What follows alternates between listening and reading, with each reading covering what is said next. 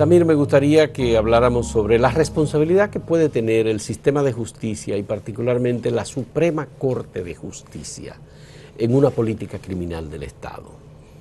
¿Tú crees que es posible concebirlo dentro de la política criminal del Estado? Claro que sí, Fausto. Son los entes principales. Si nos vamos a... Lamentablemente en este país ahora mismo existe un recelo en lo que es Ministerio Público, Policía Nacional y jueces, Poder Judicial, con el tema de la criminalidad. Ahora mismo la policía dice, yo lo agarro, pero ¿qué pasa? El Ministerio Público no hace su investigación como tiene que hacerla, pero ¿qué pasa? Lo mandamos a los tribunales, dice el Ministerio Público, y la justicia lo suelta. Y hay que reconocer, y lo vemos a diario, que muchos criminales son sometidos a la acción de la justicia y las condenas son ínfimas, y tú lo ves suelto a los 4 o 5 meses. Aquí el sistema de justicia no está actuando como tiene que actuar, eso hay que reconocerlo. Y yo entiendo que hay que hacer un trabajo en conjunto, tiene que haber un trabajo en conjunto donde esos 3 equipos se manejen conjuntamente y eliminen ese recelo que existe y cada quien haga su trabajo. Y con relación al Poder Judicial, a la Suprema Corte de Justicia como máxima autoridad, al Consejo del Poder Judicial, yo entiendo que deben trazar líneas. Deben, como tú dices ahorita, crear reglamentos de cómo combatir eficazmente ese crimen organizado que existe y que los jueces sean más eficientes en la aplicación. Pero hay unos códigos que son por los que se rigen los jueces. Claro, el Código, se supone que Código no puede Procesal ser, Penal. Está bien, pero yo estoy hablando de la línea que ellos deben, por lo menos, llevar como jueces cuando existen ciertos tipos de delitos.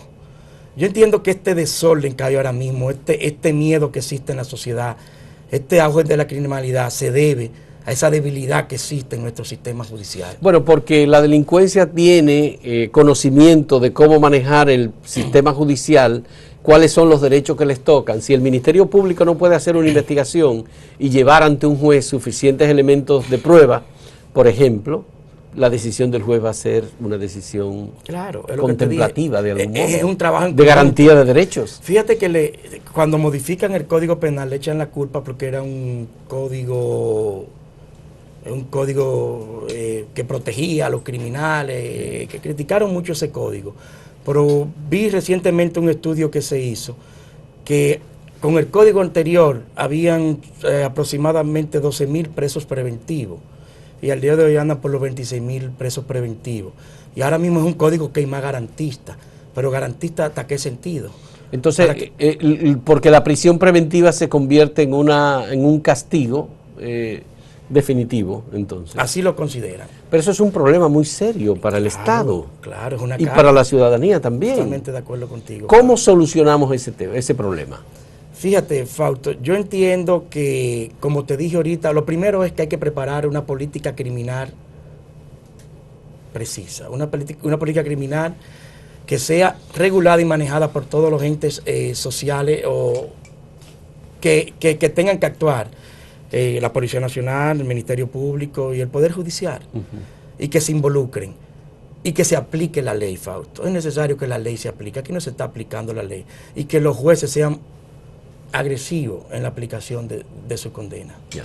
¿Y eso lo va a encabezar el Ministerio Público, el Procurador General de la República, o debe ser, porque tú decías hace un momento, hay que hacer un llamado general a la sociedad para ponernos de acuerdo en esto, o debe ser el presidente que lo Fíjate, yo te dije ahorita que es el momento de provocar una cumbre nacional y que la encabece el presidente de la República, no hay problema, pero es el momento, ya este país no aguanta más.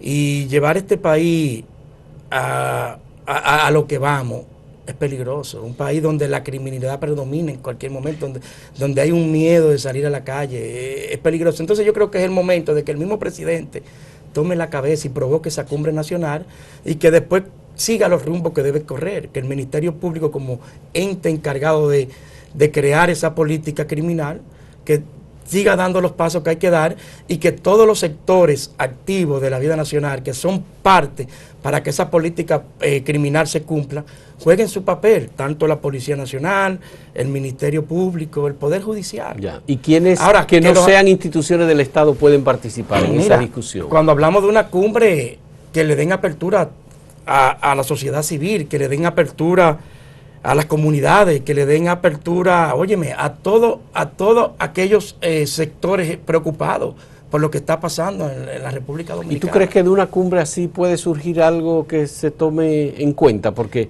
por ejemplo, yo recuerdo aquí tuvimos hace un tiempo un diálogo nacional y hubo un consenso sobre el diálogo nacional, se crearon comisiones de trabajo, redacción, etcétera. Todos esos documentos del diálogo nacional. Es mejor que lo que no hay ahora, porque no hay nada. Ahora mismo aquí no existe una política criminal.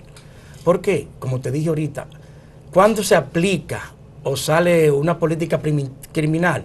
Cuando vemos un hecho o un suceso que se hace público a nivel nacional. Ahí sí nos preocupamos, tiramos a los policías a la calle, nos preocupamos y tomamos medidas. No es así.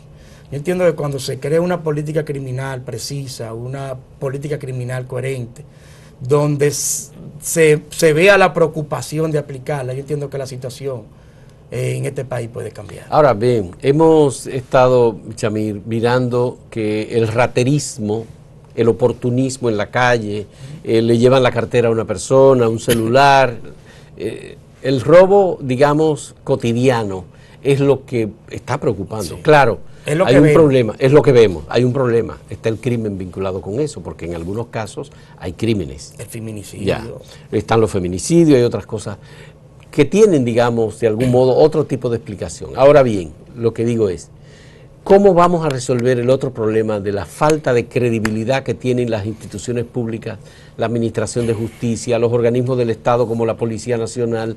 ¿Cómo podemos resolver eso? Que es un problema también de la política criminal. Fausto, independencia. Por eso te digo que hace falta una cumbre. ¿Para qué? Para darle continuidad al tema de la modificación a la ley de la Policía Nacional. Aquí hay que transformar la Policía Nacional. Esa es una. Dos, el tema de la exclusión que existe en este país. El tema de la pobreza en este país. Tú vas a los barrios y no ves ahora mismo incentivos deportivos, tú no lo ves. Entonces yo entiendo, por eso digo que es importante involucrar a todos los sectores, señores. Es aportar que vamos, no es arrestarle al país. Por eso es necesario que esa cumbre se haga. Hacemos cumbre fiscal, cumbre sector eléctrico. Vamos a hacer una cumbre por lo que más nos preocupa en estos momentos. Fausto, la situación es difícil. Tú vas a cualquier sitio de lo que se habla de la criminalidad. Tú abres el WhatsApp y lo que tú ves fotos de criminalidad. Tú haces una fila en un banco y el tema que se escucha es criminalidad, los asaltos, la gente desesperada, la gente asustada. Entonces yo creo que es necesario. No, yo me asusté, hace un momento tú me dijiste que tú cuando terminas tu trabajo, tú quieres irte a tu oficina, a tu casa, porque tú tienes miedo de andar en la calle. Y es verdad. Sí, Fausto, yo tengo miedo. Ya yo no salgo, a mí me da miedo salir a cenar y mira que lo hago, porque también hay que tener una vida social, claro, hay que reunirse con gente. Pero hay necesidad de vivir así. Entonces, si yo entiendo, para mí, la política criminal de un Estado es necesaria, es prioritaria sobre cualquier cosa en estos momentos. Entonces, ¿por qué, Fausto? Insisto, políticos nos quieren. ¿Por qué? Porque dejan mucho dinero, beneficios a algunos. Entonces, dejemos de pensar así. Vamos a empantalonarnos y vamos a salvar este país. Porque vienen generaciones. ¿Y qué le espera a esas generaciones? Joderse. Bueno, vamos a hacer una pausa, nuestra última pausa en este diálogo con Samir Chamisa, abogado, ex coordinador general de Participación Ciudadana, sobre la política criminal del Estado.